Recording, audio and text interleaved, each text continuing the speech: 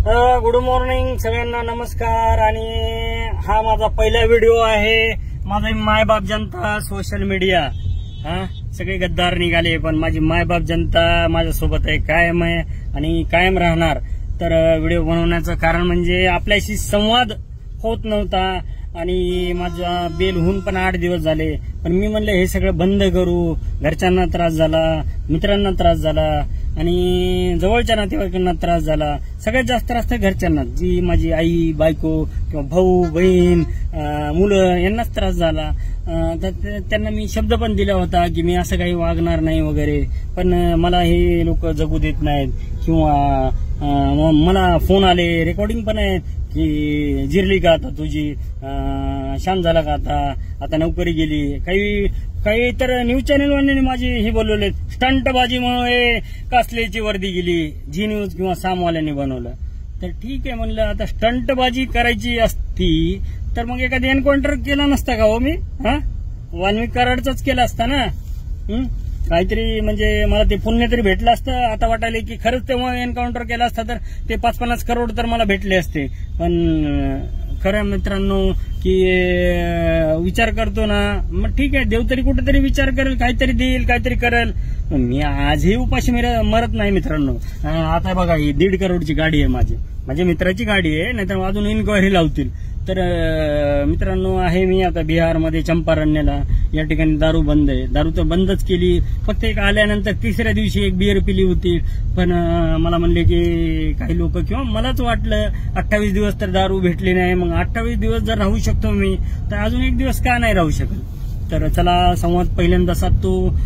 तर मित्रांनो, मला ठेवलं होतं बीडमध्ये, आपल्या बीडमध्ये सब जेल आहे. त्या ठिकाणी मी गेल्यानंतर पहिल्यांदा गेल्याच विचारलं वाल्मिक कराड कुठे, तर मला सांगितलं वाल्मिक कराड या ठिकाणी आहे काही लोकांनी. आणि त्यानंतर त्याला चहा आला बरं का, 5 वाजता, काहीतरी 4 वाजता मला नेलं आणि त्याला 5 वाजता चहा आला, 4:30ला वगैरे. आणि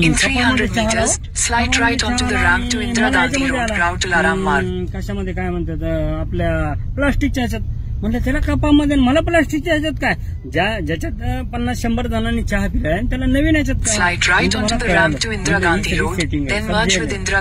त्याला चपात्या पण यायच्या. लोकांनी मला सांगितलं की चपात्या 3 लेअरच्या, त्याला चपात्या बॅग होत्या, फरसाण, काय त्याच्यामध्ये बिडी, सिगरेट, तंबाखू असेल. मी बघितलं नाही ते ओपन करून, पण ते ही होतं सगळं. कॅन्टीन 25,000ची कॅन्टीन घेतो तो, स्वतःच्या नावावर 10,000ची. आणि 5-6 जण वंजारी समाजाचे, राजू का राजेश कांगणे, केदार आहे आपल्या गावाचं नाव पण सांगतो थांबा, मर्डरमध्ये गावाचं नाव त्याचं ही आहे, पाथर्डीच्या जवळ एक गाव आहे, शिरूर कासारचा. तर त्याच्या नावावर तो 5,000ची कॅन्टीन घेतो. म्हणजे ज्याची अवकत नाही ना, त्यांच्या नावावर कॅन्टीन घ्यायचं, पैसे मागवायचं. आणि ठीक आहे, 50-50 हजाराची कॅन्टीन असते का कुठं? आम्हाला 1000पेक्षा जास्त देत नाहीत. ठीक आहे, जे काय असेल ते. तर मित्रांनो, तर त्या ठिकाणून पहिली मागणी, मग लगेच त्यांनी अर्ज केला. आणि अर्ज म्हणजे जेलरला बोलवलं, सब जेलर त्या ठिकाणी 3 स्टार ऑफिसर असतो, PI लेवलचा, म्हणजे इन्स्पेक्टर लेवलचा. त्याला बोलवलं आणि सांगितलं कासले इथं पण येऊन उद्योगधंदे करायला लागलाय, तर त्याला हलवा. म्हणलं ठीक आहे, हलवा. मग सुरक्षेच्या कारणास्तव मला हलवलं. म्हणलं काय जेलमध्ये काय सुरक्षा असते हो? बाहेर नाही दिली आणि आतमध्ये मला सुरक्षा दिली का? अहो, हसण्यासारखा जोक आहे. जेव्हा मी म्हणलं माझ्या जीवाला धोका आहे, तेव्हा नाही सुरक्षा दिली. पण सुरक्षेच्या कारणास्तव त्या ठिकाणाहून, ज्या ठिकाणी बंद जेलमध्ये काय हाल होणार आहेत किंवा काय माझ्यावर अटॅक होणार आहे, त्या ठिकाणाहून हलवलं. बरं, मग गव्हर्नमेंटला माझी मागणी आहे, मला आता सुरक्षा द्या. बरं ठीक आहे, माझा बेल झाला, आलो त्या ठिकाणाहून बाहेर काढला. पण वाल्मिक कराडला त्या ठिकाणाहून माझी विनंती आहे. विनंती म्हणजे सरकारला नाही बरं का, ते काय ऐकणारच नाही. गेंड्याचं कातड्याचं सरकार आहे, ते काय ऐकणारच नाही. पण अंजली दमानेताई, आपल्या करुणा मुंडे, परत आपल्या तृप्ती देसाई, आपले काय जे पत्रकार आहेत, त्यांना माझी खरंच विनंती आहे की त्यांनी मागणी करायची की वाल्मिक कराडला त्या ठिकाणी ठेवू नका, जीवाला धोका आहे. आणि दुसरं, सगळे मराठा बांधव जे समाज आहेत ना, त्यांना माझं म्हणणं आहे की त्याला खूप सुविधा आणि फॅसिलिटीज भेटतात आतमध्ये. मी जाऊन आलोय त्यामुळे मला माहिती आहे. कपात चहा, 3 लेअरची चपाती, फरसाण, चिकन किलोवर मिळतं त्या ठिकाणी चिकन. ह्याला 3 बुधवार रविवार चिकन मिळतं आणि झोपायला त्यांनी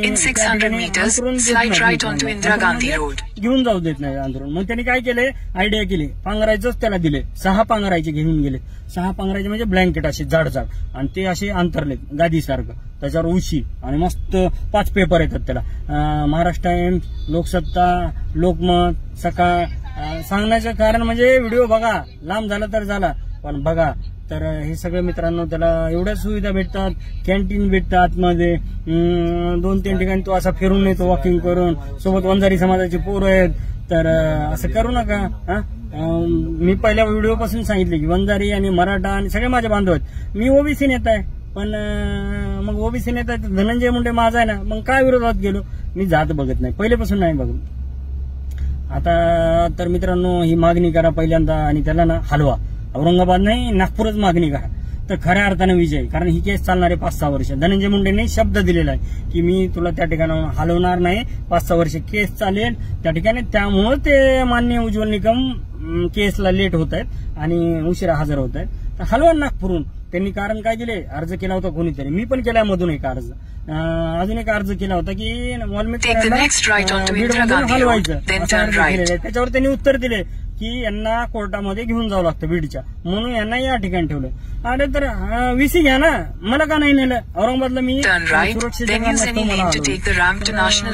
संभाजीनगर, तर त्या ठिकाणी मला फक्त VCवर हजर करायचे. त्याला पण VCवर करा ना.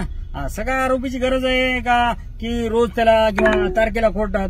तर ती सेटिंग असते. तारीख 8 दिवसांनी लावायची, 15 दिवसांनी लावायची आणि गाडी जायचं, सामान भेटणार नातेवाईकांकडनं, काय ड्रिंक्स, कोल्ड ड्रिंक सगळ्या गोष्टी भेटणार, फरसाण, गायच्या बी सगळ्या गोष्टी त्या सामानातून भेटणार. तर मित्रांनो एक IPS किंवा IAS दर्जाचा तुरुंग अधिकारी ज्या ठिकाणी असेल त्या ठिकाणी त्याला आलो आणि मग मजा बघा. मग त्याला खरंच वाटेल की जेल काय नाही, त्या जेलमधलं ते स्वर्ग आहे मित्रांनो. बीड सब जेल हे त्याच्यासाठी स्वर्गच आहे. मी आजही सांगतो. हलवायचं संभाजीनगर, पुणे, येरवाडा आणि मला जसं हलवलं होतं, मला मुंबईला हलवणार होते.